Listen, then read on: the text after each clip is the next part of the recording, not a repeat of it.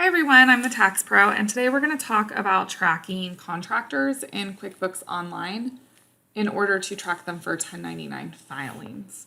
Okay, so 1099s are forms that are required for businesses to send to specific contractors and companies that they work with. I'm going to quickly go over who we need to be tracking in QuickBooks Online, and then I'm going to go over how to set them up as contractors so that you can later file your 1099s with QuickBooks. So 1099s, there's two main forms you're going to be familiar with as business owners. One is going to be 1099 NEC. So this is a new form that's shown up in the last couple of years.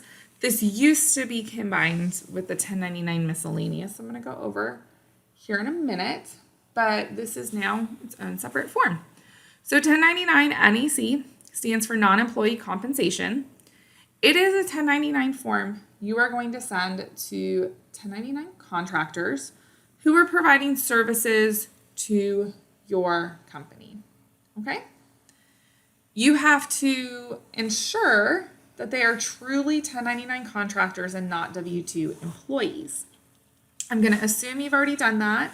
If you're unsure what that looks like, please check out our other videos describing the difference between W-2 employees versus 1099 contractors. Misclassification of W-2 employees is a big deal. So you want to make sure that you understand that. But 1099 NECs go out to contractors that you have paid for services. 1099 miscellaneous, on the other hand, lumps in a lot of other types of contractors. Let me back up real quick and show you what you report on 1099 miscellaneous. So you're going to do at least $600 in rents, other income payments, payments to an attorney. Those go on this form 1099 miscellaneous. Okay, so you'll see that there's a lot more boxes here. There's rents, royalties, other income. Attorneys are right here, box 10. And then you have some other boxes such as federal income tax withheld and state tax withheld. Federal income tax withheld is also on 1099 NEC, as is the state tax withheld. Okay? How do you know if you need to withhold taxes from a contractor?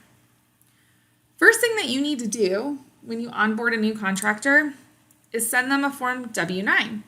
When you onboard a contractor with QuickBooks, QuickBooks is going to request a W-9 from that contractor.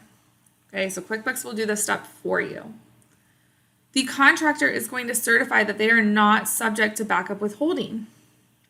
Okay, now notice you must cross out item 2 above if you have been notified by the IRS that you are currently subject to backup withholding.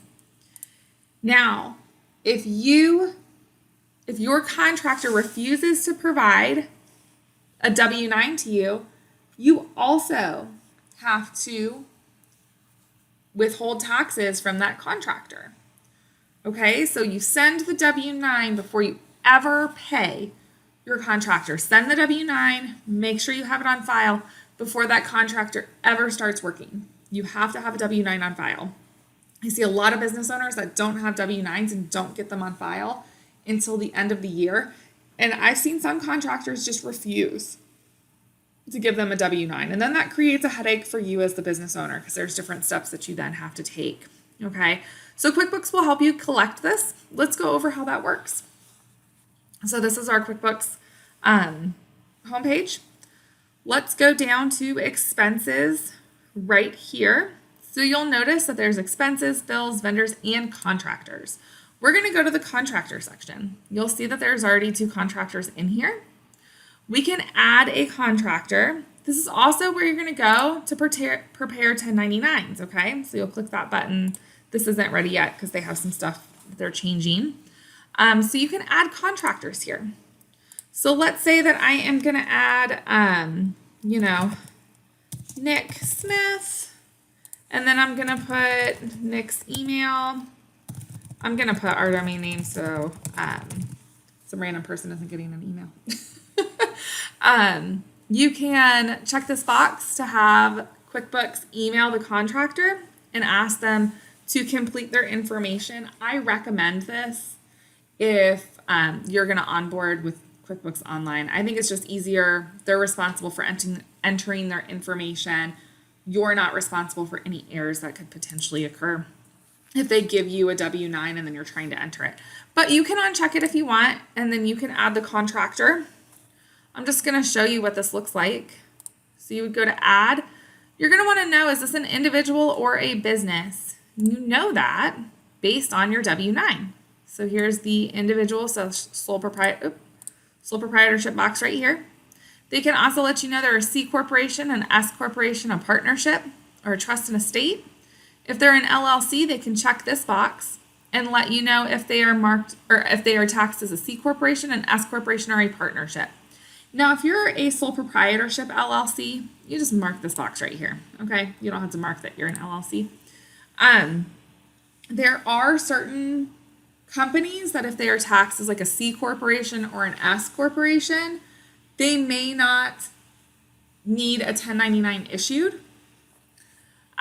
So if you get the W-9 back and it says they're a C corporation or an S corporation, there's different regulations in that case on who you need to send a 1099 to. Attorneys, for example, if they're taxed as a C or an S, it doesn't matter. You still have to send them a 1099 miscellaneous. But if you have a 1099 contractor and they're providing services and they're taxed as an S corp, you don't have to send them a 1099 NEC, generally, okay? There's always exceptions, but generally you don't have to send them a 1099 NEC. So as we're adding this, we're gonna know if they're an individual or a business based off that W-9. Nick told us that he's a business, or no, sorry, let's do an individual and then I'll show you business. So you need to make sure you have the full legal name, okay? And then we're gonna do his social. This is obviously a fake person.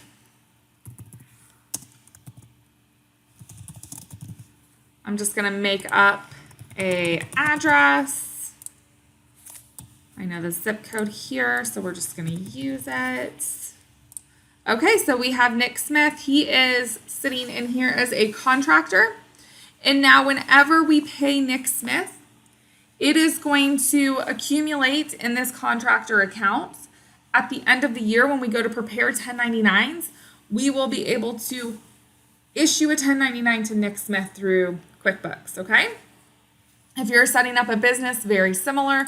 You're just gonna add the EIN. You can pay contractors through here, all that good stuff. Now, one of the things to keep in mind is what payments we need to make sure we're tracking. So 1099, payments that go on a 1099 are going to be payments that are not subject to reporting on 1099-Ks. This confuses a lot of people. I see a lot of people that don't understand what this means. 1099-Ks are issued by payment processors. For example, if you send an invoice through your QuickBooks account and you accept payments through QuickBooks and somebody pays you with their credit card through QuickBooks Payments, that payment is subject potentially to 1099-K reporting. So that payment would not be included on a 1099, okay?